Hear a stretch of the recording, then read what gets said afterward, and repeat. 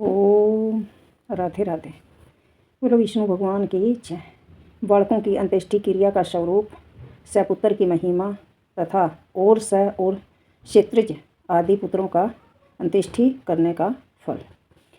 श्री विष्णु ने कहा, हे गरुड़, इसके बाद अब मैं पुरुष स्त्री का निर्णय कहूँगा।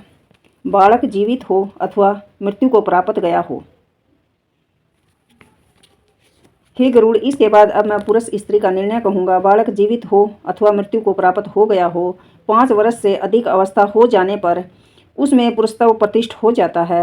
वह अपनी समस्त इंद्रियों को जान लेता है और रूप तथा कुरूप के विषय को भी जानने की अक्षमता उसमें आ जाती है।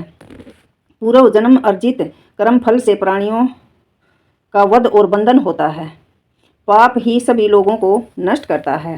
हे पक्षीराज, गर्भ के नष्ट होने पर कोई और्ध्वदैहिक क्रिया नहीं होती। शिशु की मृत्यु होने पर दूध का दान देना चाहिए।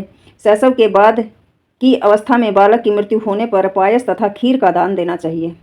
कुमार की अवस्था में मृत्यु होने पर 1 दशा यानी 11 दिन, दवा दशा 12 दिन, वर्षों उत्सर्ग यानी कि साल भर में तथा महादान को छोड़कर अन्य सभी अर्धवदैहिक कार्य करने का आदेश किया जाता है। मरे हुए कुमार और बालकों के निमित्त भोजन, वस्त्र तथा वेष्टन देना चाहिए। बाल, वृद्ध अथवा तरुण के मरने पर गठबंधन करना चाहिए। हे खग श्रेष्ठ, 2 माह कम से कम 2 वर्ष तक के बालक की मृत्यु होने पर उसको पृथ्वी में गड्ढा खोद कर गाड़ देना चाहिए। इससे अधिक आयु वाले बालक के लिए दाह संस्कार ही विधान उत्तम है। सभी शास्त्रों में जन्म से लेकर दांत निकलने तक की अवस्था वाले बच्चे को शिशु कहा जाता है। बालक और उपनयन संस्कार तक की आयु वालों को कुमार कहा जाता है।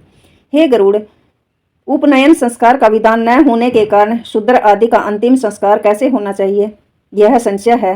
गर्भधान से 9 मास तक के काल को छोड़कर 16 मास तक के बच्चे को शिशु, 27 मास तक के अवस्था प्राप्त बच्चे को बालक, 5 वर्ष की आयु वाले को कुमार और 9 वर्ष वाले को पोगंड, 16 वर्ष वाले को किशोर, उसके बाद का यौवन काल है। 5 वर्ष की अल्पायु में मृत कुमार, चाहे उसका व्रत बंद हुआ हो या न हुआ हो, वह पूर्व कथित विधान के अनुसार 10 पिंड कृत्य की कामना करता है। सवलभ कर्म, सवलभ प्रसंग, सवलभ विषयबंधन, सवलभ शरीर तथा सवलभ वस्त्र के कारण प्राणी सवलभ क्रिया की इच्छा रखता है। जीव जब तक वृद्धि की ओर बढ़ता है, जब तक वह सांसारिक विषय वासनाओं से घिरा होता है, तब तक उसे अपने उस मृत परिजन को वे सभी भोज्य पदार्थ और आवश्यक वस्तुएं देनी चाहिए जो उसे उसके लिए जीवित रहते जरूरत थी, जो उसके लिए उपजीव्य और इच्छित थी। हे खगेश, चाहे बालक हो या वृद्ध हो अथवा युवा हो, सभी प्राणी घट की इच्छा करते हैं। सर्वत्रगामी देह जीवात्मा सदैव सुख दुख का अनुभव करता है। जिस प्रकार सांप अपनी पुरानी केंचुली का परित्याग कर देता है, उसी प्रकार जीव अपने पुराने शरीर का परित्याग करके अंगुष्ठ मात्र परिमाण वाला होकर वह वायुभूत हो भूख से पीड़ित हो जाता है। इसलिए बालक की भी मृत्यु होने पर निश्चित ही दान देना चाहिए। जन्म से लेकर 5 वर्ष तक की अवधि में मरा हुआ प्राणी दान में दिए गए असंस्कृत भोजन का उपभोग करता है। यदि 5 वर्ष से अधिक वायु वाले बालक की मृत्यु हो जाती है तो वर्षों उत्सर्ग और सपिंडक कारण को छोड़कर दवा 10 के आने पर षोडश श्राद्ध करने चाहिए। उस दिन यथाक्रम खीर से बने पिंड का दान देना चाहिए। यह पिंड दान गुड़ से भी किया जा सकता है। उस दिन सन्नो, मोदक, कुंभ और पद दान देना चाहिए। ब्राह्मण को भोजन कराना चाहिए। यथाशक्ति महान दान आदि भी देना चाहिए। हे पक्षी श्रेष्ठ, दीप दान आदि जो कुछ शेष क्रम है, उन्हें 5 वर्ष से अधिक आयु वाले कुमार की मृत्यु होने पर अवश्य करना चाहिए। राधे राधे।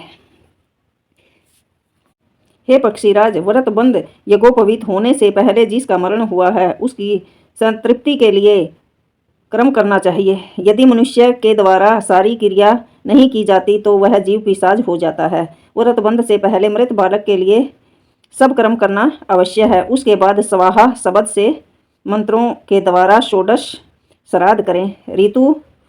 ऋजु कुश से श्वेत तिल के द्वारा अपसव्य होकर समस्त क्रिया करने से पितरगण परम गति को प्राप्त होते हैं और दीर्घायु होकर पुनः अपने ही कुल में जन्म लेते हैं।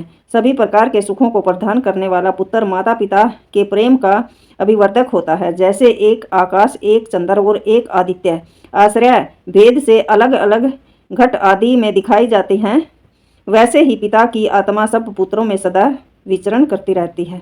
जिसकी जो प्रकृति शुक्र शोणित संगम के पूर्व होती है, वही पुत्रों में आकर सन्निहित हो जाती है। वैसे ही वे अपने जीवन में कर्म करते हैं। किसी का पुत्र पिता का रूप लेकर उत्पन्न होता है।